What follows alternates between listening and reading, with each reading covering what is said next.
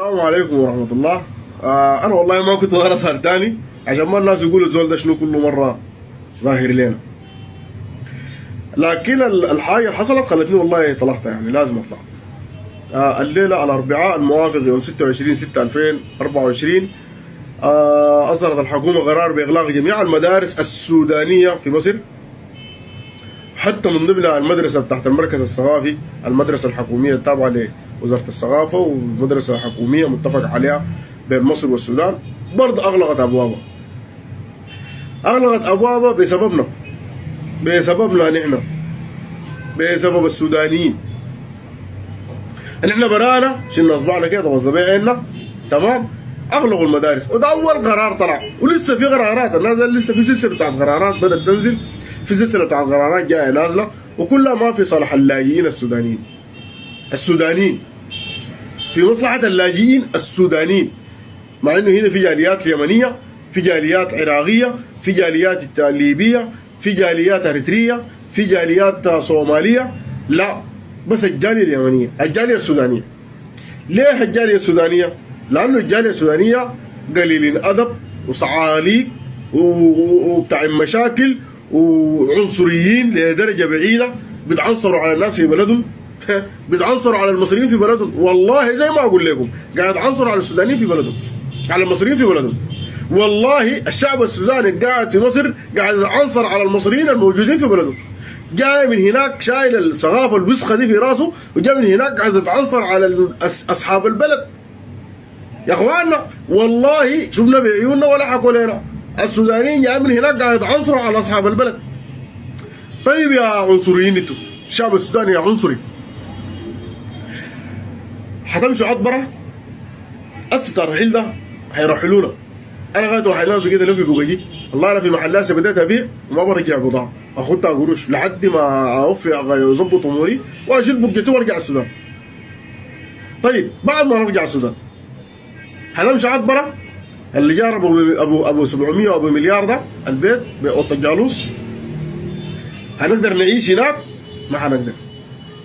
وناس عطبره حيطردونا برضه اذا مشت الاشكال دي، ومشت برضه عملت نفس قله الادب دي هناك في عطبره، عطبره برضه حيطردونا دي ما في النهايه بلدهم وناس قاعدين فيها وعندهم اسرهم وعندهم بناتهم وعندهم شيت وعندهم دنيتهم، حاليا ضايقهم فيها برضه بنفس النظام حيطردونا.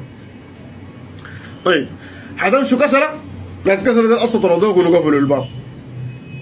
حتمشوا بورسودان، والله في بورسودان ناس قاعدين في خيم، واللي جاب في بورسودان بقى بالدولار ذات بقى بالجنيه السوداني. حتمشوا دنقله والله مليانه بيوت ومليانه ناس وما لاقين ذات، والله اوضه الجالوس ب 700,000. حنمشي وين؟ اثيوبيا يا اختي بلادي، اثيوبيا يا اختي بلادي، قاعدين الناس هناك في الغابه، وكل يوم الشفت يجي يخطفوا لهم شافي وشافي. حنمشي وين؟ بقلة ادبنا دي وعنصريتنا الفارغه دي. حتمشوا وين؟ ليبيا، بس ليبيا معناها ما عندكم حر غير ليبيا. وانا من هنا بتكلم الاسر طالعه جايه من السودان جايه مصر، والله ما تجوا، والله اني لكم من الناصحين، والله ما تجوا، لانه هنا القاعدين ذاتهم بيجوا كراع جوا وكراع برا. القاعدين هنا بيجوا كراع برا وكراع جوا، ما كراع برا وكراع جوا بسبب الحكومه المصريه، لا بسببنا نحن، قله ادب وعنطزه في الفارغه وشتيم ووسخ وعفن. والله العظيم الشارع المصري شارع محترم جدا، والشارع والله تشوفوا بناتنا لابسات هنا تخجل منا، والله تخجل منا، والله تشوف السودانيه لابسه تخجل منا، تشوف المصريه لابسه لبس محترم جدا، والناس دي الناس بيحترموا شارعهم جدا جدا. والواحده شفتها متكوزه لابسه اللغاء بتاع الكوز التكويزه دي، شفتها؟ نحن الواحده فيهم شعرها قرقدي وشعرها شين وفك شعرها وتاماه مسله. تاماه مسله، رايكم شنو؟ تقول تاماه ولا الشعر اللي بيشتروا ده؟ تاماه الشعر اللي بيشتروا ده اللي هو المسله، تمام؟ اللي هو زي الشعر ده، زي الشعر ده، انا زي الشعر ده كويس، شعر زي ده كويس. هذا الشيء ده احنا عاملين لكم، انتوا قاعد تجيبوا لهم انا زادي انا الواحد تلقى ده ما شعره عامله الشعر ده كويس، وده ما شعره، هو ما شعره ده، وبرضه فكر لنا في الشارع وبالوان كويس وحايمه ونازله وطالعه وقله ادب شديد جدا جدا. نحن والله حاليا يا بيان، نحن والله انت ما سبب المشكله دي. بيان وين يا بيان؟ يا حبشي ما انت سبب المشكله احنا فيها دي. نحن دارينك تحلنا والله، دارينك تحلنا ودارينك تحل الشعب السوداني من الورطه اللي وقع فيها دي. الشعب مش الشعب السوداني، ناس الخرطوم وناس مدني وناس ام درمان ما قبلان بينا بقى. نحن بقى العالم كله ما قبلان بينا، دي الامانه يعني. العالم كله ما قبلان بينا. مشينا مدني انتهت، جو مشوا كسر ناس كسروا طردوهم، مشوا بورسودان الليار بالدولار، مشوا عطبر الليار والله غرفه الجالوس بمليار. ما قدروا يقعدوا نازل في النهايه لما كده قريراتهم ومشوا مصر. وفي مصر هنا يلا جو بدل ما يحترموا نفسهم ويقعدوا بادب قال ادب ونص المصريين ده رحلوكم، ده رحلونا. رايكم شنو يا بيان؟ حاليا الموضوع ده انت ما ارسلت خريطه السودان، انت ما وطني زول وطني وزول غيور عليه بلدك، زول ما بتخاف. جيت من هناك عملت خريطه السودان فيها منطقه متنازع عليها في بلد غريب اللي هي البلد المتنازع عليك في قطعه الارض دي.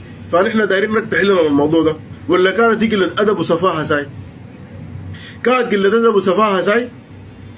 اذا كانت قله ادب وسفاهه ساي انت السبب بس في الحاصل ده، انت السبب في انه هسه خلاص الاطفال اتحرموا من القرايه بسبب خريطتك اللي انت عملتها في مصر في منطقه متنازع فيها بين المصريين والسودانيين، مش بين المصريين والسودانيين، بين الحكومه السودانيه والحكومه المصريه. نحن كشعبين عمرنا ما تنازعنا فيها، عمرنا ما تكلمنا فيها. انا شخصيا احمد ده عمري ما تكلمت في حلايب بشهادتين سودانيه ولا ما سودانيه، لانه الموضوع ده عنده حكومه، عنده ناس احنا مفروضينهم يعملوا الحاجه دي ويتكلموا باسمنا ويعملوا الدار يسووه. ان قالوا بكره في حلايب بشهادتين عافيناها لمصر، نحن كشعب سوداني عافيناه، وان قالوا بكره لا نرجعها، نحن كشعب سوداني بنعايلهم بعيون لحد ما يرجعوها.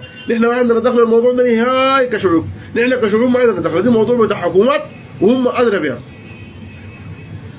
يلا يا جماعه رساله ثاني، الناس الجايين تهريب ما تجوا، والله ما تجوا، والله اني لكم من النصيحين ما تجوا. حتخسروا وحتجي هنا وحتجي وحترجع ثاني، والله ما تجوا. الناس زي نووا نيه انه خلاص بعد ده لازم نضيق عليهم، نحن عشان نضيق عليهم يمشوا، وما نضيق عليهم كحكومه. الشعب ذاته كرهنا، الشعب المصري ذاته كرهنا كيف؟ كرهنا بفعالنا، بقله ادبنا، بالعنصريه. نحن قاعدين نتعنصر على المصريين في بلدنا يا جماعه، يا اخوان والله السودانيين قاعدين يتعنصروا على المصريين في بلدهم. انا شاهد، انا احمد ده وانا سوداني وانا شاهد انه الشعب السوداني قاعد يتعنصر على الشعب المصري في بلده بامانه. والشعب المصري شعب مثقف جدا، وشعب اقسم بالله العظيم محترمنا للان. وفي جزء طبعا خلاص بدوا الاحترام ده ما دايرينه، وفي شعب بقى ما داير معنا الكلام ذاته، وفي نص في جزء بقى ما داير معنا الكلام، في جزء دايرنا خلاص نمشي، زهق مننا ودايرنا نمشي.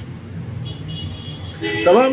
فنسأل الله السلامة، وربنا يحفظ السودان، وربنا ينصر قوات الشعب المسلحة. يا رب تنصر قوات الشعب المسلحة، يا رب تنصر قوات الشعب المسلحة عشان نرجع أهلنا ونرجع آمنين وسالمين وآمنين، وترجع باقي الأسر ويرجعوا للخمج اللي كانوا بيعملوا فيه في السودان ده. لأنه أساسا نحن هناك الخمج ده بنعاين له إنه ده زول خمجان، لكن هنا بيجوا يقولوا السودانيين كلهم خمجانين، وسبحان الله ما جو مصر إلا الخمجانين، ونحن ذاتنا بقينا جزء من الخمجانين. ونسأل الله إنه يحلنا من الموضوع ده، ونسأل الله إنه ينصر قوات الشعب المسلحة. يا الله تنصر قوات الشعب المسلحة، يا الله احفظ الشعب السوداني في كل مكان، يا رب تحفظ الشعب السوداني في كل مكان، يا رب تحفظ الشعب السوداني في كل مكان. السلام عليكم ورحمة الله وبركاته.